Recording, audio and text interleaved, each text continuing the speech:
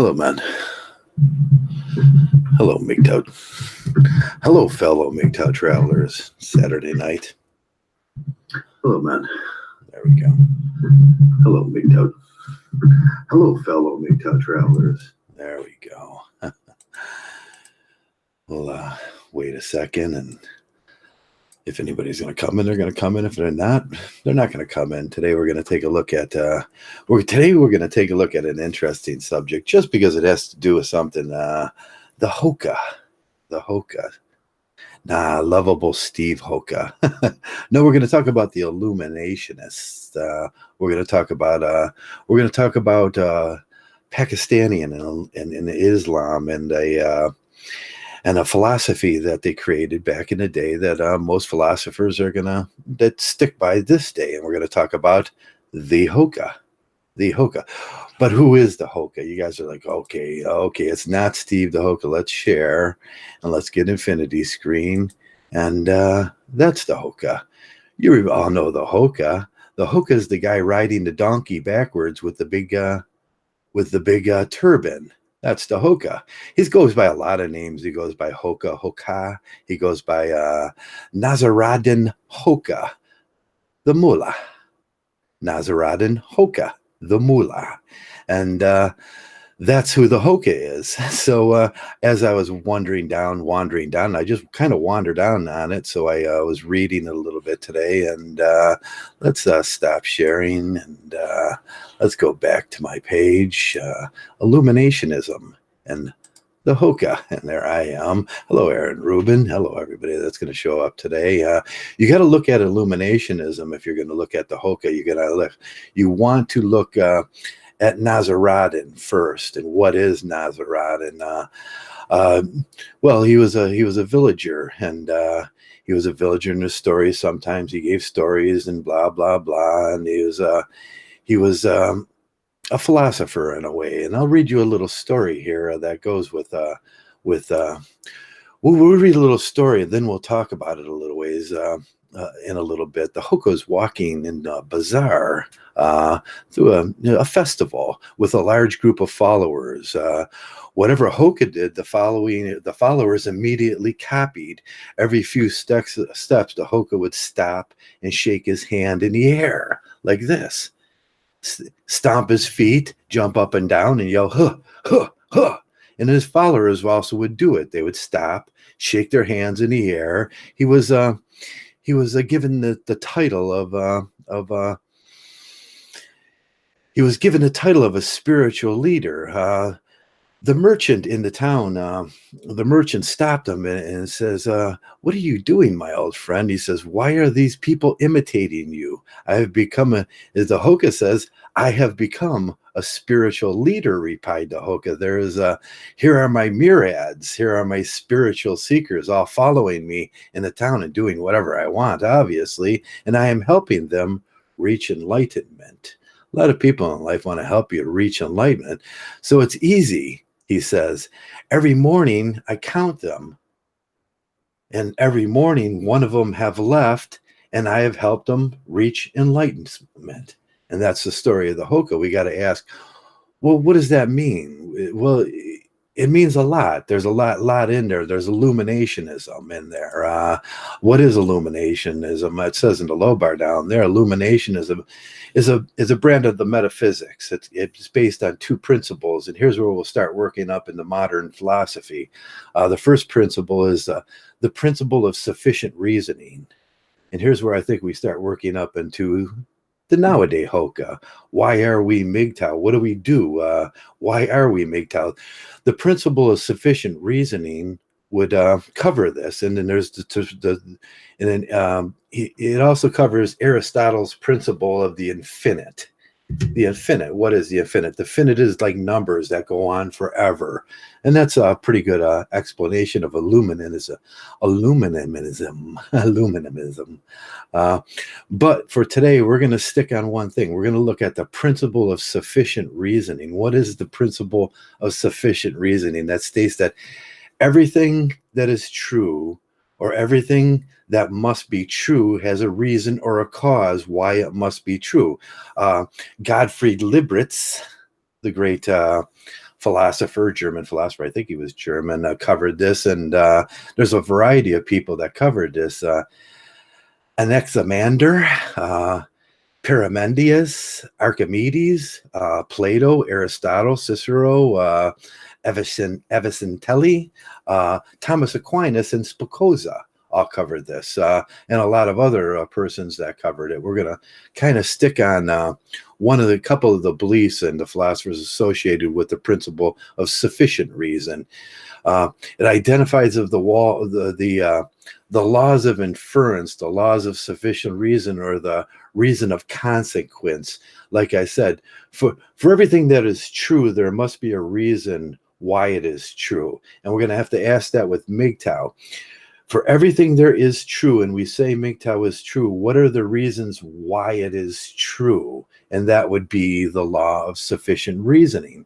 Now, there's 4 or 5 principles to each law of sufficient reasoning. And I don't want to go really into Hamilton's law of sufficient reasoning, and I don't want to go into some of the lesser philosophers. And what I wanted to go into was Schopenhauer's 4 laws of 4 laws of 4 forms. He says it's 4 forms. He says the root of principle of sufficient reasoning is the 4 distinct forms of the position of principle. The principle of sufficient reasoning of becoming appears to be the law of causality and understanding, the principle of rational sufficiency of becoming, the causality of understanding.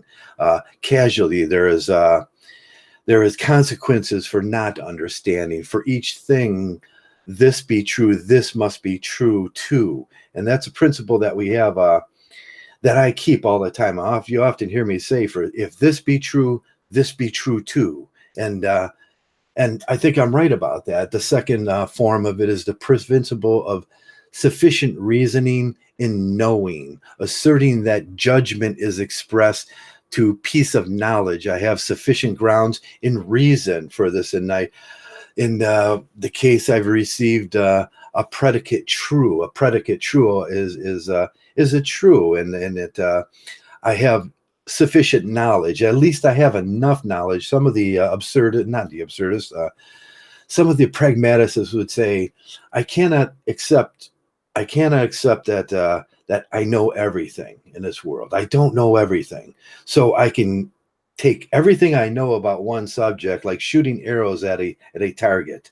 That target area is the true. So I shoot arrows at that, and I shoot 100 arrows at that, and one of those arrows, by reason of experience, may hit that.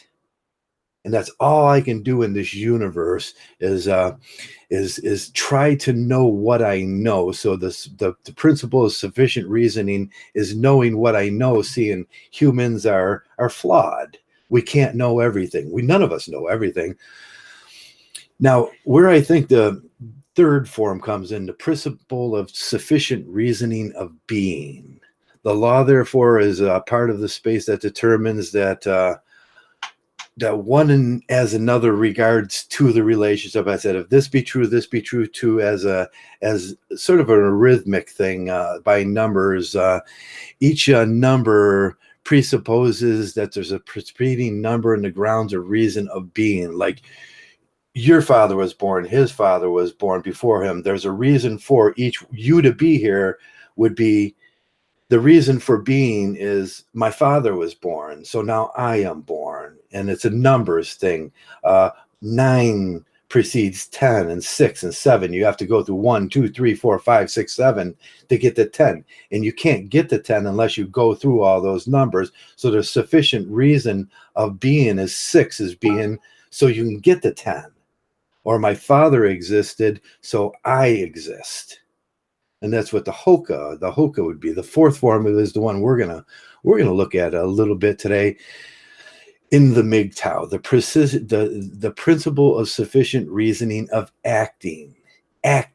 Why does anybody do anything? It's the beliefs of a sufficient agenda. Mgtow is an agenda, briefly knowing that law of motivation. What motivates Mgtow? What motivates Mgtow? The law of reasoning, of acting, is our excuse why we're Mgtow. Any judgment that does not follow the previously existing grounds or reason, any state, and cannot be explained away as failing under the three previous headings, must produce an act of will.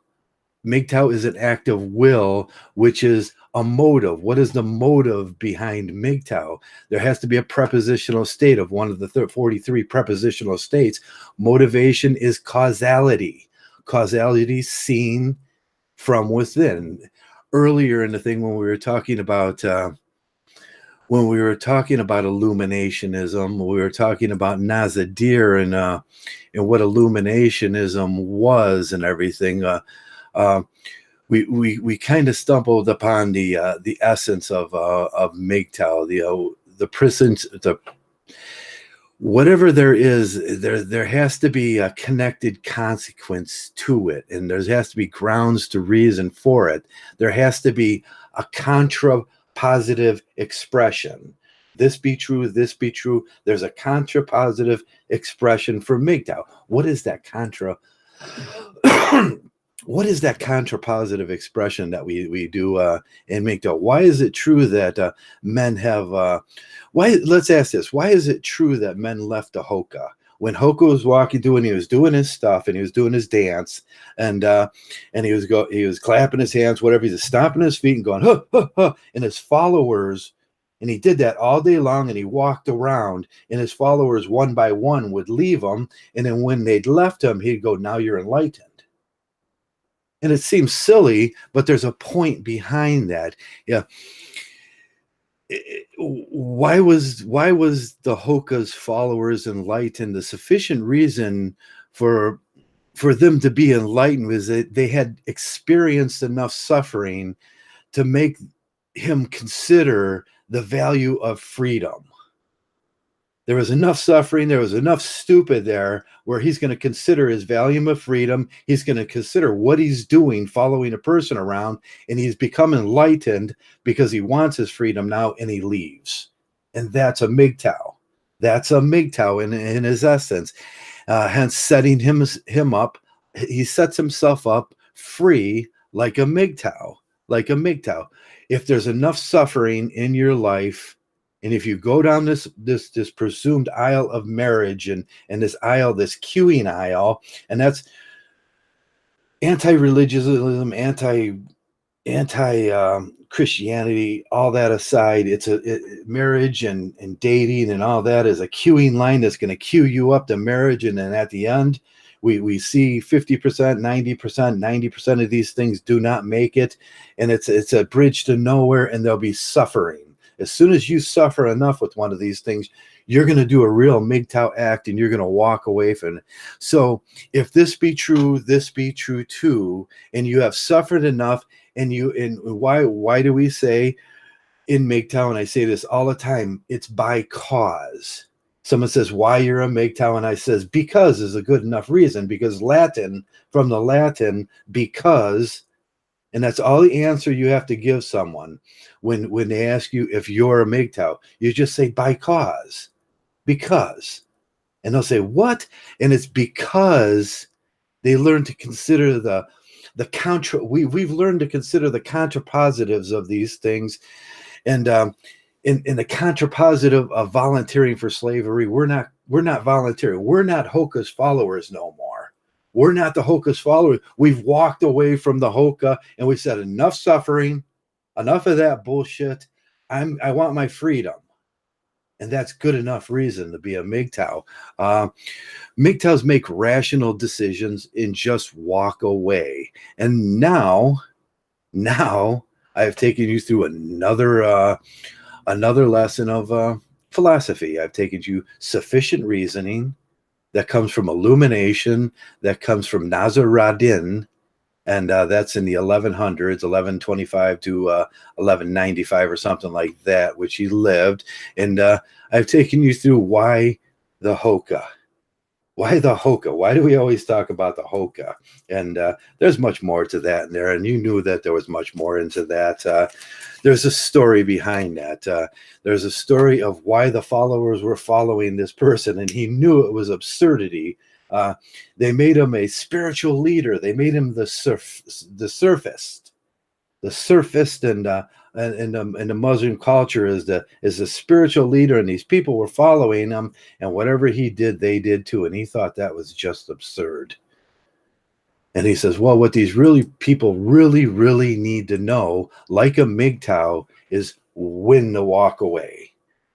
When do you walk away from something? When do you guys walk away from something? And I'll the motives to make, let me see, radiation refugee. I'm kind of getting back to the page now, and I got to flip through this stuff, and then you can see my pretty face and all that stuff now. Hello, We've Spot Corrupt, and hello, Radiation Refugee. Hello, Jeff Burns. Hello, Mgtow Thread. Hello, Evan Rubin. Hello, SFM. Did you think I could pull that one off, FSM? Did you think I was going to go crazy on that one? No, there's sufficient reasoning for the Illuminationists. And what we're talking about with Illuminationists is what we say in here. It's a red pill thing. We are enlightened. We've seen something that, what is it that you've seen? What is it that you've seen that makes you want to be a Mgtow? What is it that these people see that makes them want to step away from marriage, to step away from natalism, and become a neonatalist? Now, when I talk about neonatalist, I talk about it in the sense of Mgtow, which I am not a father. I'm a neonatalist in that I can't be a father because I can't have babies. I'm a man. What makes Mgtows veer away from? Because it's always the absurd. If you get a bunch of people following you and they just won't leave you alone, you just do what Nazaretan did. Just, hey, do everything I do. And then it'll get so boring and so meticulous to them, they'll desire their freedom. But that's what we do in Mgtow. We often say that we come in here as simps. We were ex-simps. We're retired simps. We got sick of that thing. We got sick of following the women. We got sick of being treated like dirt by the courts, the public, and everything. And all roads lead to Mgtow, even the Hoka. All roads lead to Mgtow. And then you want your freedom as a Mgtow. You want something that you never had in this world. And some of these guys wake up at 40, 50 years old, and they realize that they never had one thing, and that's freedom. I can see everyone with no obstruction. So today we're talking about Illuminationism. We're talking about the principles of sufficient reasoning. Does Mgtow have sufficient reasons? Yes, we do. It's by cause. Every single one of you guys have a cause, have a story, have something that happened why you're Mgtow. And Mgtows are millions and millions of guys now. I don't think there's too many people that on this planet that haven't heard about Mgtow yet, or haven't heard about men's rights or us, because we're pretty vocal. We make 1,300 or so videos a day. We put it out there. We try to push our way and give all men a chance at looking at their rational lives and ask ourselves, man, is this stuff all absurd? Is the absurdity is too much? And have I had enough? Have I had enough suffering? I remember those days. Have I had enough suffering? Have I suffered enough? Do I think I suffered enough? Yeah. There was reason behind that. For every true and sufficient reasoning, there must be a reason why it happened. And that's all I'm saying. And that's one of those things in life that many, many philosophers have described. Even the Hoca agrees that there is sufficient reason for Mgtow. And that's all I wanted to talk about a little today. I wanted to stop by and say hello on a Saturday night. Now, I hope you're all okay tonight. I hope you're all doing great. I hope you're all doing what a Mgtow would be doing, whatever that is that a Mgtow would be doing.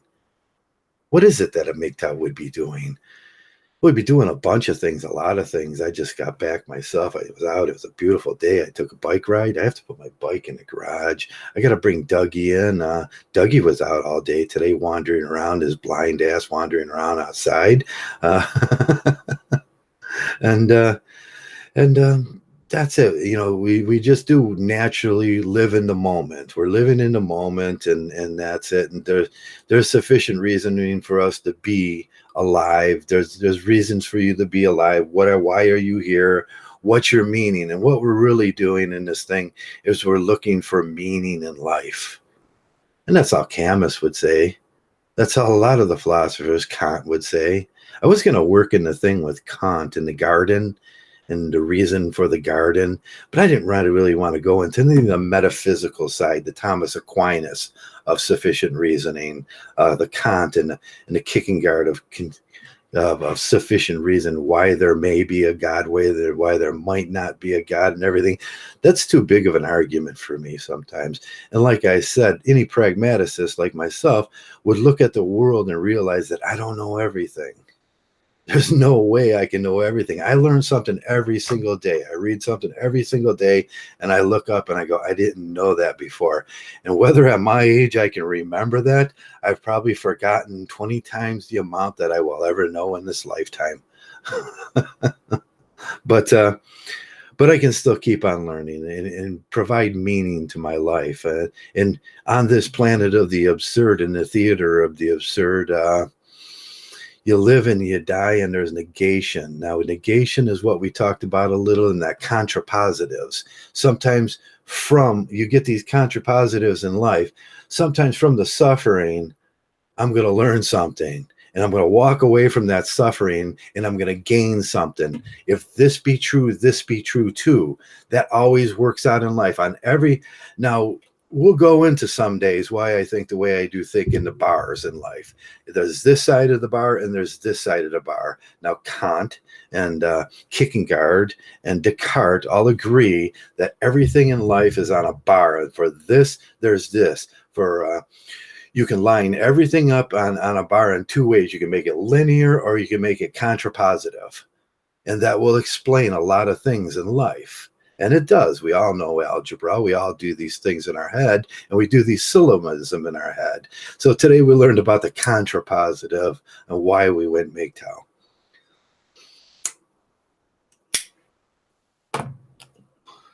And sometimes I just need to explain myself, why I talk in these terms sometimes, why I talk in the terms of bars, why when I'm looking at level 1 Mgtow, why there must be a monk Mgtow to the level 1 Mgtow, level 0 Mgtow doesn't know anything. And the contrapositive to that is the monk Mgtow that's found enlightenment on the bar. And there's a lot of places between that. Wherever we fall, we find that all Mgtows fall on a certain level on that bar, but there will be these diametric things on each end. And life is like that.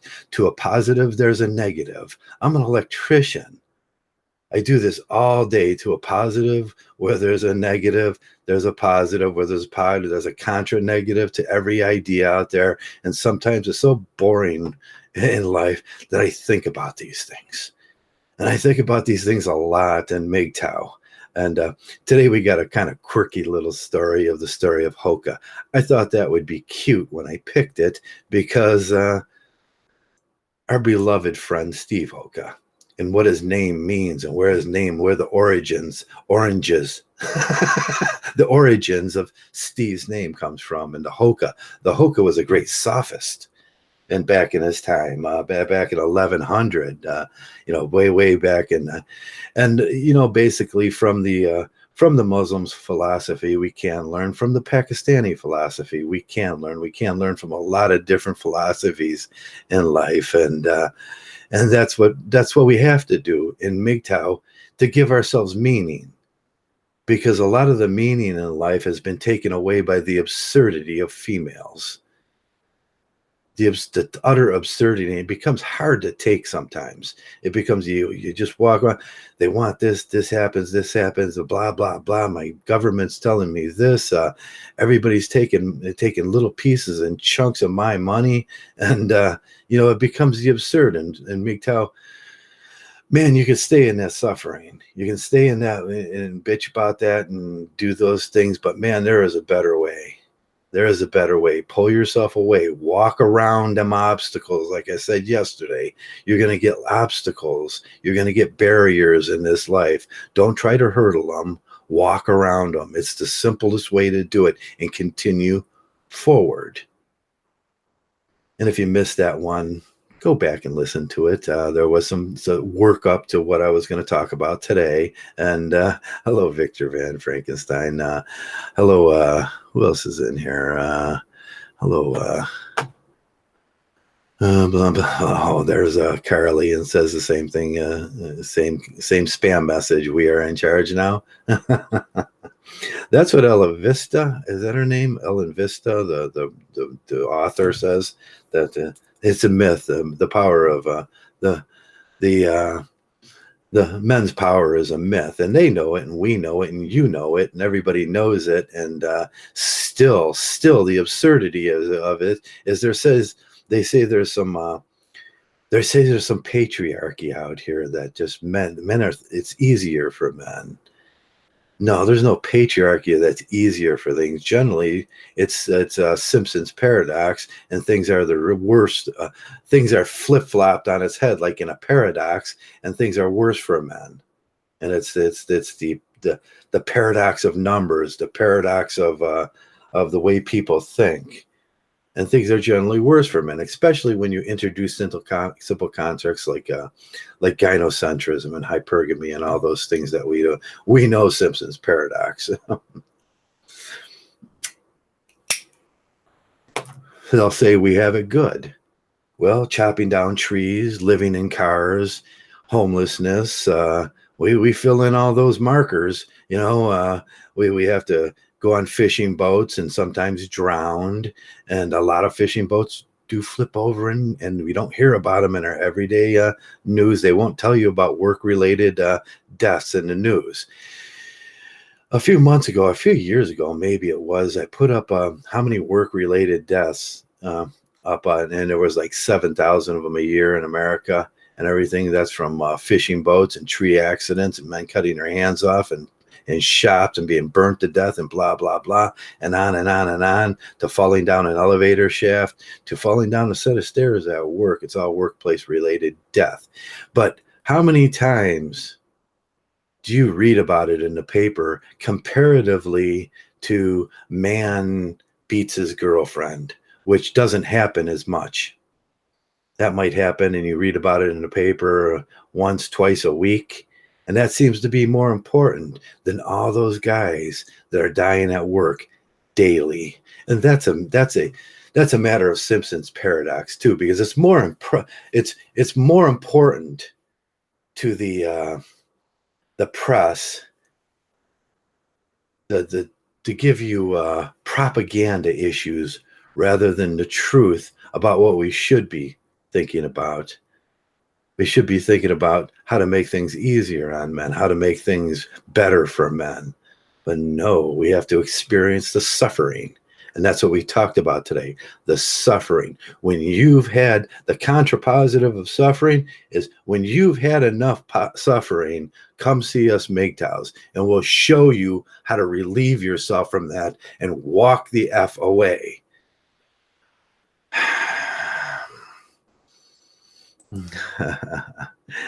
Yeah. So that was my thing today. We're looking at principles of sufficient reasoning and illumination. Illumination is great. I'm going to study a little more into that because I got kind of sick of all the Western philosophy and everything. I'm going to do a little Eastern philosophy, which I've never done in my life, and a lot of it's based on traditional things and Summa Theoretica. Summa Theoretica is metaphysics, the study of metaphysics, and the study of metaphysics and would be the study of whether there's a God, whether there's not a God, whether there's and other principles, whether there's a divine creator, whether there's an engineer, whether there's I don't know, whether someone engineered this thing, there was, who was it? Was blah blah blah blah blah blah. Kant was talking about the gardener, and maybe I will bring up the gardener. Two men walk into a garden, and there's a plant. There's a garden there. There's plants, and they say, if there's a plant, there must be a gardener, and we'll wait for the gardener, and the gardener never shows up, and they say, "Oh, we'll send the hounds out to get the gardener." And they look around, and the gardener never shows up. And it goes back to the sufficient reason with them. If there's plants, there must be a gardener. If this exists, if there's plants in this world and something's growing, now they don't know about seeding and all that stuff. But if there's something in the world that exists like that, there must be a God. That's what they're saying. And why'd they pick two people? Because Adam and Eve in the garden and all that. But there's a whole argument that goes into that stuff. But I don't even want to get into that. I thought it was interesting, and it's the most feasible. Kant's gardener is the most feasible argument for is there a God? Because he ain't showing up. We may have all this. We may have plants. We may have houses. We have time. We have water. We have everything we need on this planet. And it got here somehow, but he ain't showing up. And that's it. And that's the idea you have to get used to as a philosopher. And it starts off a whole philosophical reasoning thing of Summa Theoretica. Yes, Steve, I think we are gods. We are the alphas. We are the apex predator on this earth as far as I can see and what I can observe. There's no other animal that comes close to me. I reason. They'll say, "Oh, what a lion can beat you," and I says, "No, a lion can't beat my 45." And if they were so badass, there would be billions of them and not billions of us. So no, a lion, an elephant, an ape, whatever. No, doesn't add up. I'm the alpha predator on this planet. The polar bear, nope. He doesn't rule this planet. I do. Men do. And you should ask questions about that. That should be a tool of reasoning. A question should arrive to your mind about why I am the apex predator, why I am this thing. Am I the God that I'm talking about? There's some reasoning in there. Absolute. Are you the God? Are you the God that you've been looking for? And that's where we start going into what Joe likes to go down in it. All these philosophies, all these things that I do, and all these things that I talk about, Illuminationism and blah, blah, blah, 26, philosophies before this pragmaticism, all comes down to one reasonable idea sometimes. It's about doing that self-introspection in you and trying to figure out what the hell makes you happy? What is your meaning in life? Why am I being? And the first thing I say is, first thing a Mgtow does is become something. Become something. Not that thing that people walk over, not that utility or tool. Them utilities and those tools, don't be the toolbox and don't be the tool. You're much more than that. You're not a utility. Be something. And to do that, you have to take a deep introspection into your soul, and it's going to broaden your life. It's going to give you meaning. You're going to start having questions about the world you live in that are terrifying and absurd, and they're enlightening, and they're joyful all in the same time. And there you go. You have a lifetime pursuit where you can be a moral person. In Mgtow, the thing we strive for is being a man above, now I forgot my term that I made up, a man above reproach. You be a man above reproach. You be that man that no being on this planet can come up to and say that you have done something wrong to them. And that's building character. Got something going over here. That was weird. I think my graphics card just was going squeaky squeak or something like that. It was a really weird sound. Uh, but yeah, be a man above approach. All these things work together. All roads look back to Mgtow, and Mgtow philosophy is huge. Hello, survival of the fittest. Hello, hello, hello. Who else is in here? Oh, Eric's in here. Hello, Eric, and hello, guys that stopped by. If you didn't hear what I was talking about, we were talking about principles of sufficient reasoning, illumination. We were talking about Nazareddin. We were talking about the Hoka, the guy that rides the horse backwards, and he has a story to tell, and that's a very Mgtow story about suffering. As soon as you suffer enough, us Mgtows, we'll show you how to get out of that suffering trap, and we'll bring you into Mgtow, and we'll stop suffering, and that's your enlightenment. That's when you grab the red pill. That's when you see, yeah, that suffering shit sucked. Trying to make the women happy 24/7, 24 will only lead to suffering, and you following them like the Hoka's followers were following. You're going to follow a woman like the Hoka's followers were following him. Just waiting for that suffering. That's all they hand out. That's all they hand out is suffering. You'll come into illumination. You'll get the principles of sufficient reasoning. Why? Why is it Mgtow? Mgtow? Because. By cause. I got done suffering. And that's my video for today. Hello, pretentious hermit. Eric. Hello, everybody. Yeah, there's a lot of reasons. I think you can go through every philosophy in Mgtow, and you're going to see the Mgtow points as they obviously come out at you. The reasoning why we do these things. And there's so many other things. I'm on my 1400 video. Each video is a unique topic. And that tells you a lot about Mgtow. Each video has some philosophical reasoning why we do Mgtow in it. And I'm personally on my 1400 one. It's a lifetime pursuit. I think it could go on a long, long time. I'm not sure how long it could go on before I reach that crescendo, that tip of enlightenment, Mgtow enlightenment. Where is that crescendo? That's where I ask myself. That's sort of the God thing too. It's like I can't see it. I don't know where it's at, but I know there's the crescendo of enlightenment. And will I float like Buddha on a beanstalk or a lotus flower? Mgtows don't do tricks like float for the crowds or anything, but I think we're in the same pursuit of knowledge and the same pursuit of enlightenment on these things, and it's great because it gives you meaning in life. It gives you it gives you something to do, because most of all the other life was absurd and it failed you. All the things that they told you, that's one of the things that we all have in common. We're all lied to.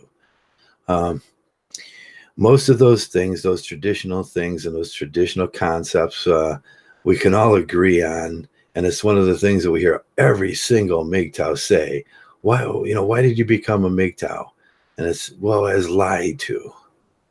And I think it's one of those things we all agree on. Well, what did they tell you? Well, they told me if I did this, and this, there would be a great ending. There would be a white picket fence. I'd have millions of dollars. And then I find out that most bankers are thieves. All that shit left me out to a bridge to nowhere. And women are pretty much really bad people too.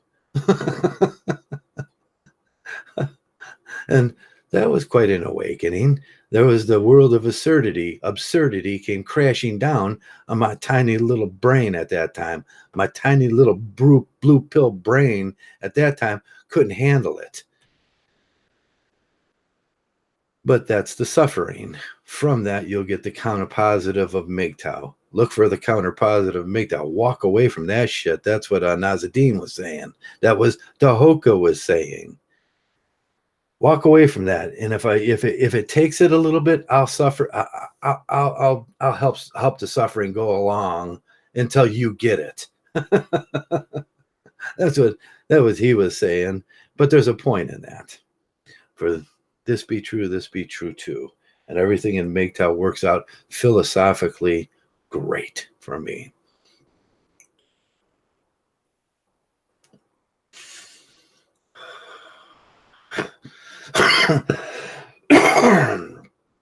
Yeah. Yeah, we are, Carly. We're trying to we're relieving our suffering. There ain't no suffering around here allowed. It's not allowed through my door. And that goes back to another philosophy of mine, which says just be nice, and people will treat you better if you're nice. If you're nice to the convenience store, the guy that makes chicken at the top of the street, and the Chester fried chicken shop like we got, and every town's got them. You be nice to him every day, and I'll bet you $10 before a month goes by. When you order the 3-pack of tenders, he'll throw on a 4th piece, and then Dougie gets a piece. And that's how life works out. If you're a casually cruel person, that's what you'll get back. He's gonna spit on your chicken tenders. If you go and be snarky to him, he's gonna spit on your chicken tenders, and they're not gonna taste good, and you may not even know it's there. I don't like spit on my food, so I come in, I be nice everywhere I go. And it makes my life into that counterpositive, that anti-suffering. My life here, suffering over here. I am the anti-suffering counterpositive to marriage. I don't think I'm going to go on much longer because I know a lot of people can't take me for a real long time. And I'm going to get on. I got to let Doug in. He needs to be carried in because he's blind as a bat. And I think I'm going to sit back and pop the top on a Rolling Rock and listen to some rock and roll on a Saturday night, and just be breezy and cool, and just enjoy life. Watch a movie, shoot my dart gun at the box down the hallway, hope I don't miss. You know why I can do that? You know why no one's yelling at me because I'm shooting a bow and arrow in the house? Because I'm not married. And with that, I think I'm going to let you guys go, and I hope you all learned something, or at least found me entertaining. And like I say every time, thanks a lot, Mgtows, for just showing up and just being around and just making my life a little better.